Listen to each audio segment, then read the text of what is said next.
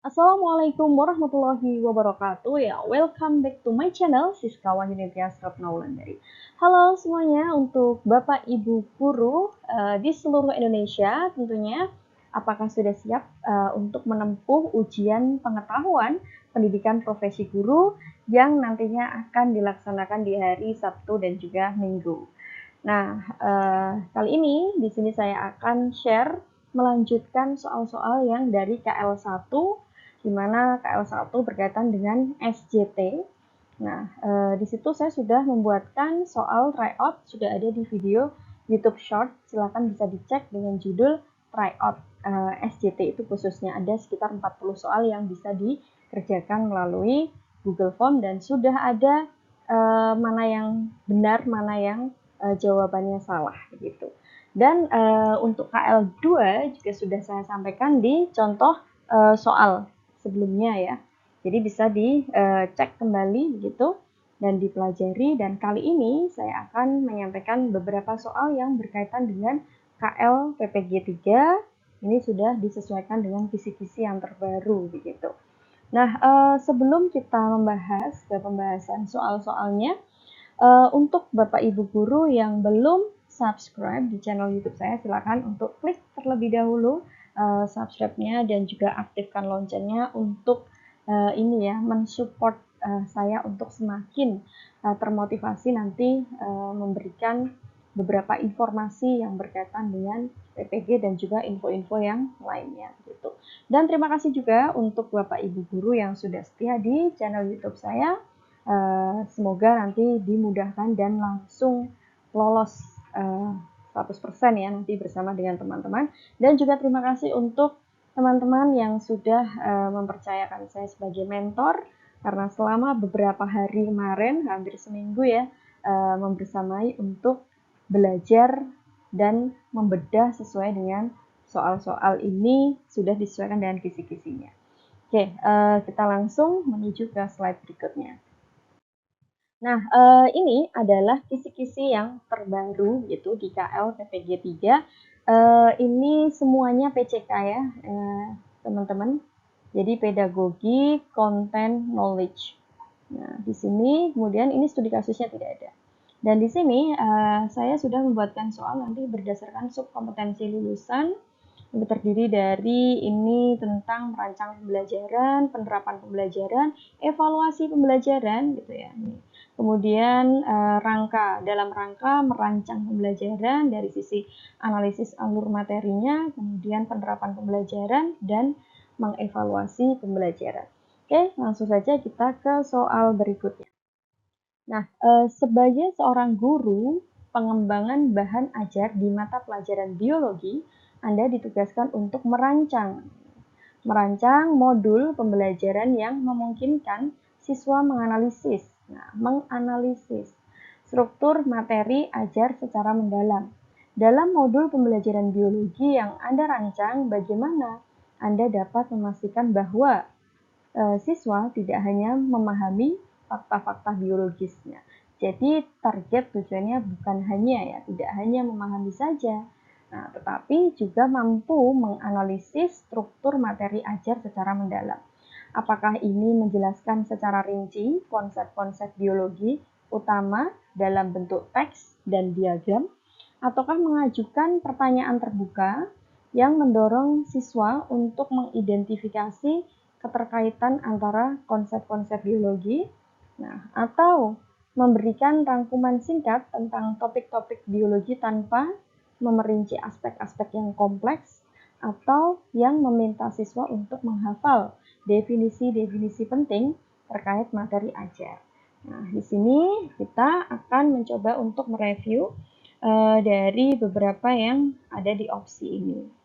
Kalau misalnya di sini yang disampaikan adalah tidak hanya paham saja, tapi siswa harus mampu menganalisis, berarti kita akan lebih memilih jawaban yang mengajukan. Nah, ini yang B.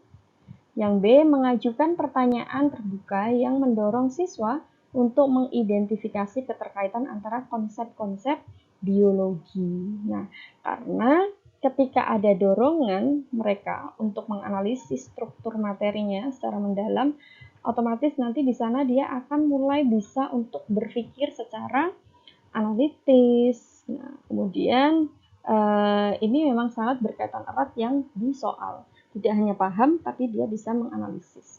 Kalau untuk jawaban yang A, C, dan D, ini justru lebih fokus pada penyampaian informasi tanpa mengaktifkan siswa untuk melakukan analisis secara konseptual dan mendalam. Karena kan jelas ya, di sini untuk yang A dia hanya menjelaskan secara rinci konsep-konsepnya. Jadi hanya sekedar paham nanti jatuhnya gitu kan.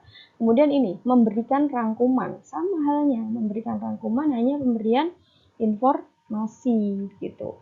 Kemudian di yang ini D, meminta siswa untuk menghafal. Sekedar menghafal saja belum sampai pada tahap analisis ya, gitu kan, menganalisis. Nah, ini juga kalau misalnya kita kaitkan dengan teori taksonomi S. Bloom ya, di mana di situ ada ranah kognitif dan juga ada ranah secara psikomotor. Ada C1 sampai dengan C6. Nah, itu juga nanti bisa dikaitkan dari kata-kata ini, gitu. Nah, ini sehingga jawabannya yang B. Oke, kita lanjut ke soal berikutnya. Di soal nomor 2, sebagai seorang guru di tingkat SMP, Anda memiliki tanggung jawab untuk menerapkan pembelajaran yang mampu menganalisis struktur materi ajar secara mendalam. Bagaimana Anda dapat mengintegrasikan, di sini. Bagaimana mengintegrasikan elemen-elemen analisis konseptual yang bermakna dalam pembelajaran secara sehari-hari. Apakah dengan ini memberikan presentasi langsung tentang fakta-fakta penting yang harus dihafal? Apakah menggunakan metode proyek kolaboratif di mana siswa bekerja sama untuk merencanakan atau merancang proyek berbasis materi ajar, atau menugaskan siswa untuk menghafal daftar istilah kunci yang berkaitan dengan materi ajar, atau memberikan ujian tertulis untuk mengukur pemahaman siswa terhadap fakta-fakta penting. Nah, di sini yang mana nih? Tentu saja ketika kita melihat dari soal, ini kita diminta untuk mengintegrasikan elemen-elemen yang bisa menganalisis secara konsep, ya, yang dimana itu nanti bermakna pada pembelajaran secara sehari-hari ya. Kita lebih condong ke yang menggunakan metode proyek kolaboratif di mana siswa bekerja sama untuk merancang program berbasis materi ajar. Jadi ini yang B.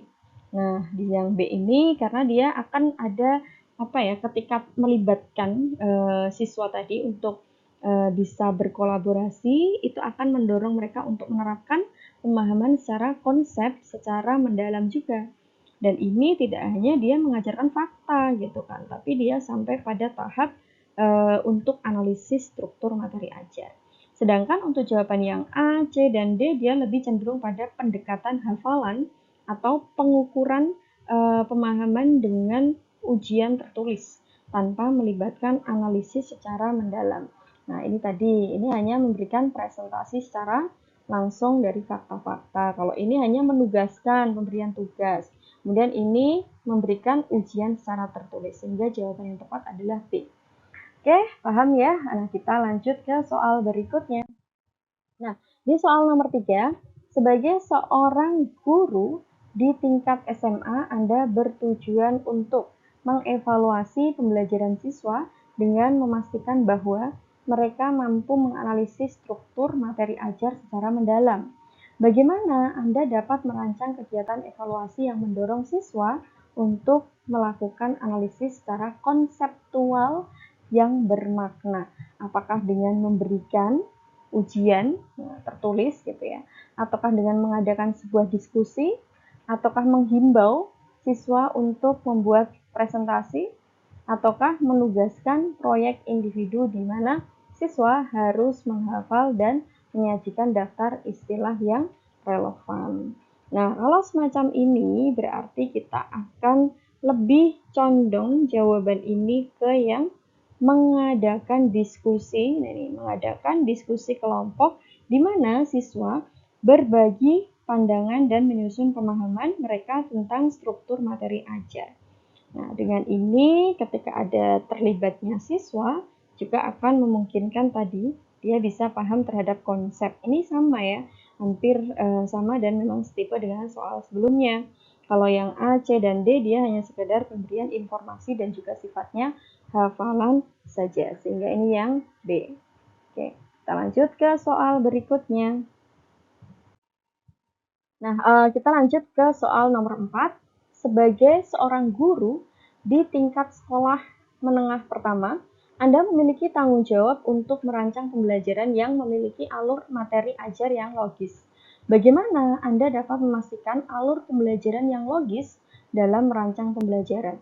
Apakah dengan menyajikan konsep-konsep secara acak tanpa memperhatikan hubungan logis antara satu konsep dengan yang lainnya gitu, ataukah merancang urutan pembelajaran yang mengikuti urutan abjad untuk memudahkan siswa dalam mengingat informasi, ataukah memulai pembelajaran dengan konsep dasar dan secara bertahap memperkenalkan konsep-konsep yang lebih kompleks, ataukah memberikan materi ajar yang kompleks terlebih dahulu, baru kemudian mengulang kembali materi yang lebih dasar untuk menguatkan pemahaman. Jelas sekali di sini karena berkaitan dengan alur. Ini kata kuncinya adalah alur. Alur materi ajar ketika kita akan mengajar siswa dan itu sifatnya harus logis. Pastinya tentu saja juga targetnya adalah agar siswa itu paham terhadap materi yang kita berikan. Ketika kita menjawab A ya misalnya, kalau A ya tentu saja tidak menyajikan konsep secara acak. Dengan acak random seperti ini akan membuat siswa kita bingung untuk memahami materi apa yang kita sampaikan. Karena dia loncat-loncat nih gitu kan dari satu konsep dengan konsep yang lainnya, nggak nyambung. Kemudian kalau di sini merancang urutan pembelajaran kok disesuaikan dengan urutan abjad, nah ini juga tidak sesuai. Nah, kalau di sini sesuai sekali karena dia menyesuaikan dari konsep dasar basic terlebih dahulu dan juga secara bertahap hingga nantinya akan menuju ke yang lebih kompleks. Sehingga jawaban yang paling tepat adalah yang C. Kalau yang D di sini memberikan materi ajar yang kenapa yang kompleks dulu? Kalau yang kompleks dulu terus baru ke basic itu nanti juga akan membuat pemahaman siswa kita menjadi bingung gitu ya. Sehingga ini tidak tepat. Itu paham ya? Ternyata mudah gitu ya memahami soal yang berupa seperti ini, alur materi ajar yang logis. Nah, ini ada di kisi-kisi. Kemudian kita lanjut ke soal berikutnya. Nah, di soal berikutnya ini berkaitan dengan ini ya. Sebagai seorang guru di tingkat sekolah menengah atas, Anda ingin memastikan bahwa pembelajaran yang Anda terapkan memiliki alur materi ajar yang logis. Sama ya tadi, memiliki materi ajar yang logis alurnya. Bagaimana Anda dapat menerapkan penerapannya? Pembelajaran dengan menganalisis alur materi ajar yang logis. Apakah dengan menyajikan materi ajar tanpa memperhatikan urutan atau hubungan konsep?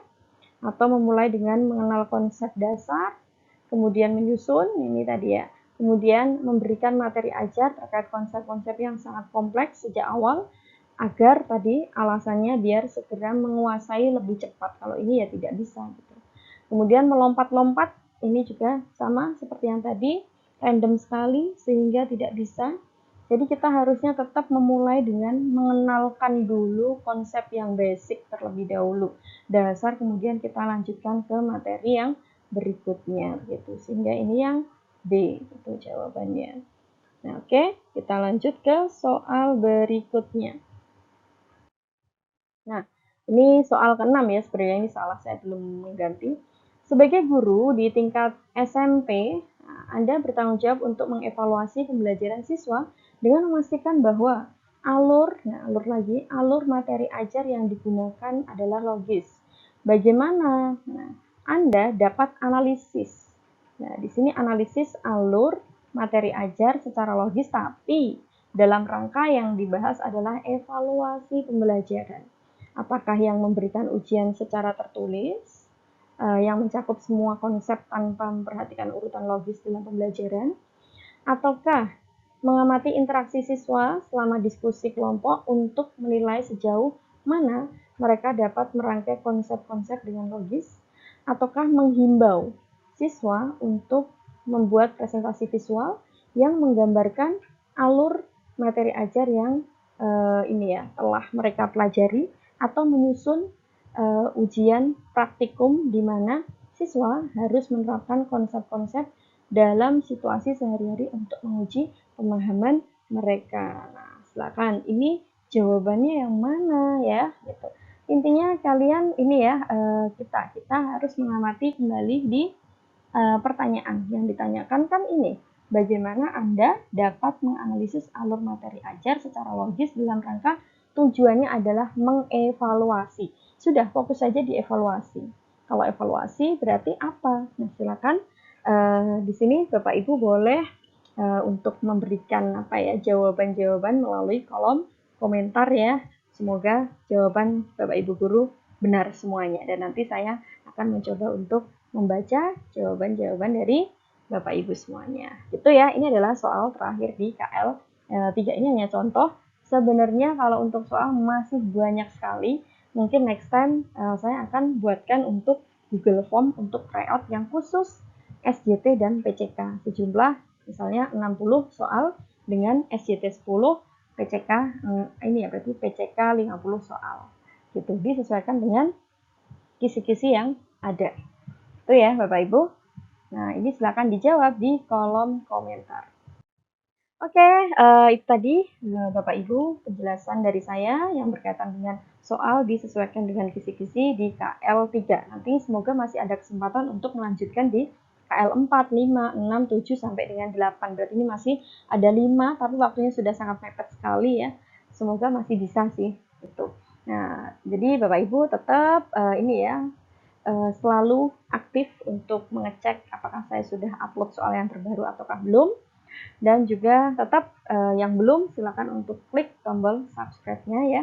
Bisa juga dibagikan ke teman-teman gitu yang mungkin saat ini sudah Bapak Ibu sudah lulus PPG-nya gitu ya. Alhamdulillah. Terus bisa share juga ke teman-teman yang lain di grup-grup gitu agar apa? Suksesnya Bapak Ibu tuh nular ke teman-teman yang lainnya. Oke, itu saja. Silakan bisa untuk dipelajari dan semoga sukses. Oke, thank you all. Please like, comment, subscribe, and share. Silakan untuk meninggalkan di kolom komentar dan juga jangan lupa like-nya ya, jempolnya saya tunggu. Bagi yang ingin belajar atau tanya-tanya bisa langsung nge-DM di Instagram saya ini ya. Oke, sekian terima kasih. Wassalamualaikum warahmatullahi wabarakatuh.